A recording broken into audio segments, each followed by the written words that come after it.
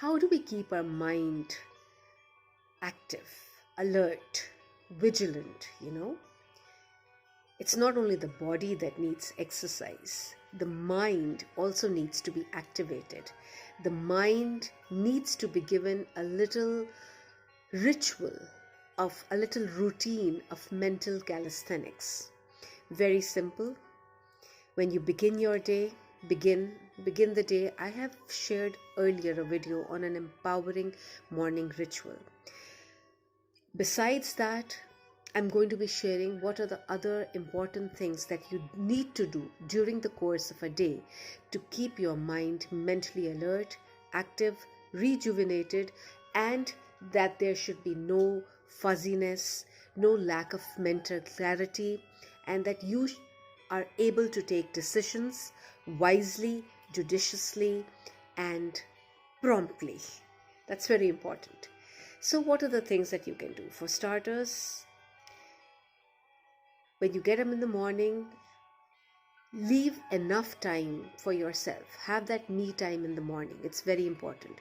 During that me time, do enjoy your cup of tea, your cup of coffee. Have it lazily. Enjoy yourself. Keep a diary close by. Try to jot down the things that you have to do during the course of the day, the people that you have to meet, the important phone calls that you have to make, anything that you need to be getting for yourself. Ordering, nowadays everything is online, so we're ordering things.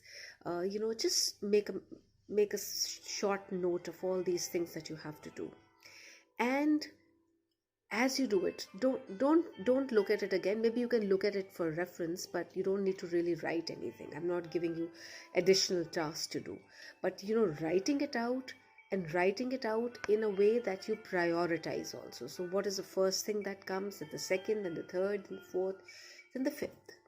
Do that. You'll be more organized, you'll be more sorted out for the day.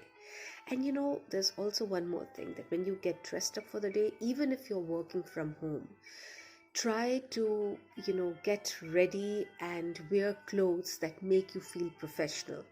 Because if you're sloppily dressed, you won't really get into the full swing. The tempo will be missing. There'll be something missing. There'll be a vacuum. You won't really feel as if you're working, and your work you'll feel sloppy. Whatever you work at, that will also come out sloppily, and I'm sure you don't want any kind of sloppiness. So do dress up properly, professionally, and make sure you create a study space or a workstation for yourself from where you can function, no distractions, and you have your basic paraphernalia close by. The stationery that you need, your laptop, your PC, your phone, your tablet, your books, your dictionary, whatever you need, your glass of water, because it's very important to keep on having sips of water and keep on hydrating yourself. That's very important. And if possible, you could even keep a small kettle so that you could have your tea breaks, coffee breaks, or green tea breaks. That's totally up to you. Remember that you should not be focusing too much on your screen, on your PC, whatever it is that you use for your work. The timings, you should follow the timings as the timings of your workplace. If you follow that, try to stick to that, go by that, you will feel like a complete professional. The output will be much better. There'll be more mental clarity. There'll be no confusions, and you will be able to complete everything that you had thought out, everything that you had planned out very well. Do not procrastinate. Do all the work, whatever has to be done. Start doing it one by one. Complete one, go on to the next. Do not do 3-4 things together, because the shortest way to do many things is to do only one thing at a time. That is very important. So once that is done, always give yourself little stretch breaks, little shut eye is also good in the middle. Don't just totally focus one place. And if you really want to improve your concentration, it's a good thing to put a red dot somewhere in front of you or even on a piece of paper, and then stare at it for as long as you can to improve your concentration, to improve your focus, to improve your memory. It will really work miraculously. Believe me, try it and then you'll say. And then during the course of the day, get up once in a while, just make a call to your friend, say hello. So it's just to break the monotony. It's like having a little chat session with your friend, with your family member, with someone you haven't talked to in a long time. Do try to do that. Then smile a lot. It's very important. I don't know what happens to us. Why are we so confused when it comes to smiling? I think the more you smile, you add value to your entire personality. Don't you think so? Try it out, you'll feel the difference. And then keep an interesting book next to you. I mean, I know everything is easily available on the net these days, but having a book, a favorite book of yours, a book of quotes, a favorite book, which you can just open at any page and just read 1 or 2 pages, or just read a book on quotations and just open the page, and wherever you just open the book, and whichever page you open that, just read that out, and just try to apply it in your routine for that day. And now, after the workday gets over, you're able to attend your meetings, you're able to meet people, you're able to send mails, do your paperwork, everything. Do make sure that you have your meals on time.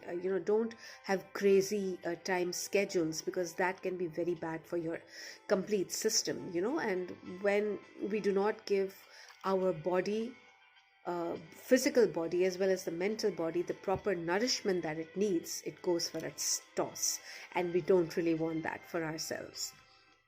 Now, when the workday is over, do ensure that you first give yourself a little clean up, wash your face, or if you want, you can take a nice bath, change your clothes, have a nice cup of tea, coffee, talk to your family, spend time with your children, spend time with your brothers, your sisters, your friends, your parents, your grandparents, read something together, indulge in some kind of a sporty activity, or if not, yoga, meditation, aerobics. If not that, I think you should give some time to physical activity, which is very important, because early morning at times it becomes difficult to fit in everything. But that's one time which you can definitely do something. Even if you give it 20 to 30 minutes, I think that should be enough. And once that is done, then obviously you must also give some time to your, hobby. Something creative, singing, dancing, painting, doodling, playing an instrument, pottery, whatever it is that you really enjoy doing. Try to do that. Gardening. But evening time is not exactly good for gardening, but at least you can go to the balcony, go to the garden, go to the park, just look around, take a nature walk. You can even do that. So do that. Come back, spend time with the family again. Then maybe for half an hour to 1 hour, you can check your pending mails, your work. What if something should not get left out? You might receive a mail which needs urgent attention. So do attend to that before you have your meals. And once you have your meals, I think it is always a good idea to write a journal. Journaling is something which is very, very therapeutic. Write something good that happened. Write something about